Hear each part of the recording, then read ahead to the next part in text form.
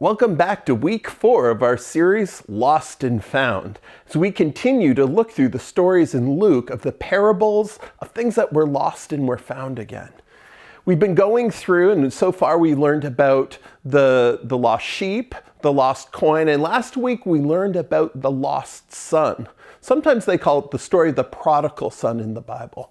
But there's more to the story because there were actually 2 brothers in the story, but both of them actually were lost, but in very different ways. We heard how the younger son went to the dad and said, "I wish you were dead, give me your money." And the father actually did it and gave him money. He went off, partied with it, blew it all, ended up impoverished, and came begging home to his dad with nothing. And his father was so happy to see him, he took him back and celebrated. But the story doesn't end there because there is another son. So, we left off with the father throwing a huge party for the younger son who had returned. The older son, however, was not happy. In chapter 15, verse 25, it says this: "Meanwhile, the older son was in the fields working, and when he returned home, he heard music and dancing in the house. And he asked one of the servants what was going on. 'Your brother is back,' he was told, 'and your father has killed the fattened calf. We are celebrating because of his safe return.'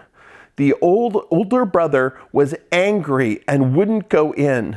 His father came out and begged him, but he replied, 'All these years I have slaved for you, and never once refused to do a single thing you told me to. And in all that time, you never gave me a young goat to feast with my friends.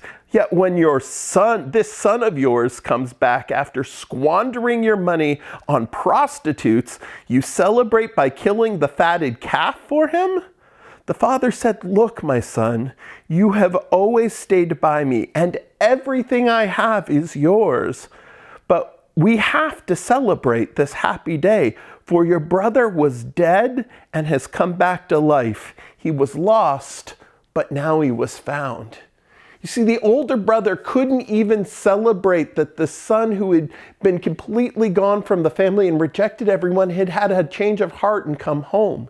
He was only focused on himself. He was happy that the younger son was in another country and forgot. He thought that he would have deserved to starve to death there. When the father threw a party at the return of his brother, instead, he just sniffed and refused to even go in. He was focused on how much better he was than his brother, than rejoicing that his brother was returned. In fact, he had been filled with bitterness. Bitterness is when we can't let go of hurts that we see. When we see other people getting good things and we just are so angry that it's not happening to us, that we just, let that ruin us. We just choose to go over and over again in our minds all the ways that we think that we've been slighted. And bitterness it hurts us.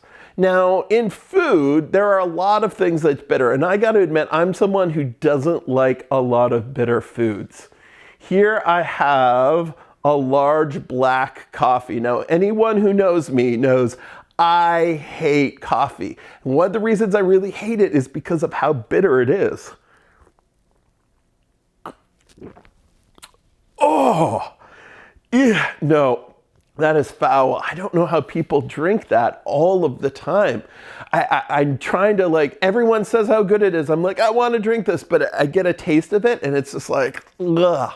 In fact, with coffee, it just sticks around. And even after I eat things after this, I'm going to continue to feel it. Now, I also got some chocolate. Oh man, I love chocolate. But this chocolate is special chocolate. This is 95% pure chocolate. There's barely any sugar added to it. It's just pure chocolate. And chocolate on its own is actually really, really bitter. So even though I like chocolate,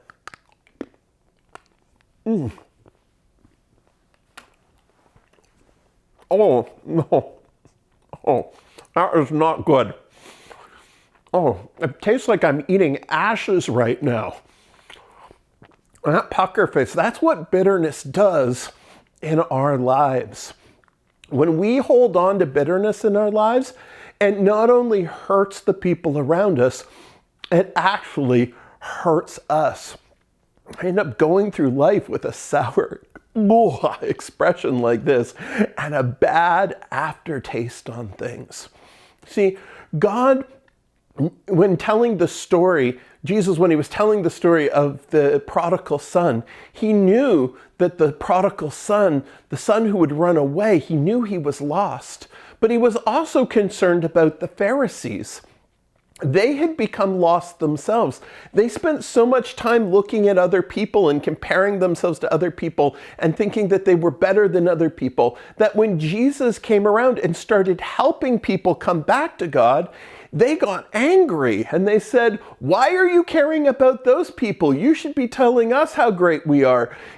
But they were just as lost as the son who ran away from home. The son who stayed, even though he'd done everything right and he was going to have the entire inheritance of the father, his bitterness was keeping him away from relationship with his father just as much as the other son, rebellion, had kept him away. And this attitude of unforgiveness, this joy of seeing other people have, bad consequences in their lives, it was killing him inside. And I've experienced this in my life too, even though at points I have been the lost son who ran away from home. And I told you about that last week. There's other times when I looked at other people who had heart changes and I got angry when I saw them changing and having good things. So high school was really hard for me. I actually got bullied quite a bit at the school that I went to. And I remember there was one guy in my class who was really popular and really good looking and seemed to have everything. He was good in sports, he had girlfriends, he was, on students' council and everyone looked up to him. And there was a lot of times where he wasn't deliberately mean to me, but he was just thoughtless and wouldn't see all of the ways that I was suffering. He would make jokes about things and that just wasn't funny. And I hated him. I hated him when he was thoughtless towards me, but even when he wasn't, I hated him because he had all the things that I thought I deserved. Well, as we got older, we actually both went off to Bible college, and we both came back to the school that I had grown up with. I was teaching a couple classes while working as a youth pastor, and he came back as the chaplain of the school. And I was invited to come back and speak in chapel one day, and he was the one in charge of inviting me to come. And when I saw him, he said, "You know what? I realized I was pretty thoughtless about a lot of things that happened in high school. I'm really sorry for the way I treated you and not recognizing the ways that you were hurting." Here's the thing. Even though he recognized what he did wrong, even though he apologized to me, I wasn't ready to let go of my bitterness. In fact, that week, I told as many embarrassing stories about him when he was in high school to the students as I could as my little way to get back at him. But I looked at him and he had changed a lot of things in his life, and he had a beautiful wife now, and I was still single at the time. He had, kids, and there was a lot of good stuff going on. And all I could think about was how unfair it was that he had this change of heart, that people now liked him, that he was now caring for people when, he wasn't there for me when I was in high school. I should have been happy that he was much more sensitive now, that he cared, that he learned from his mistakes, that he was seeking after God in a way that he hadn't. But instead, I was just bitter. And my face and my heart were as puckered up as if I was drinking this cup of nasty coffee juice. God doesn't want that bitterness for us. Number one, he doesn't want us because it cuts off our relationship from other people, but he knows that holding on to this kind of bitterness actually hurts ourselves. So God calls us to let go of it, to rejoice when good things happen to other people, when other people have a change of heart, in the same way that he rejoiced when we changed our minds and had a change of heart. The same way he forgives us even when we don't care about him. God wants our hearts to be as loving, as open as his heart is to us. Not just for the sake of other people, but for our sake too. Because when we let bitterness linger in our lives, it hurts us as much as it hurts anyone else. So, questions to discuss.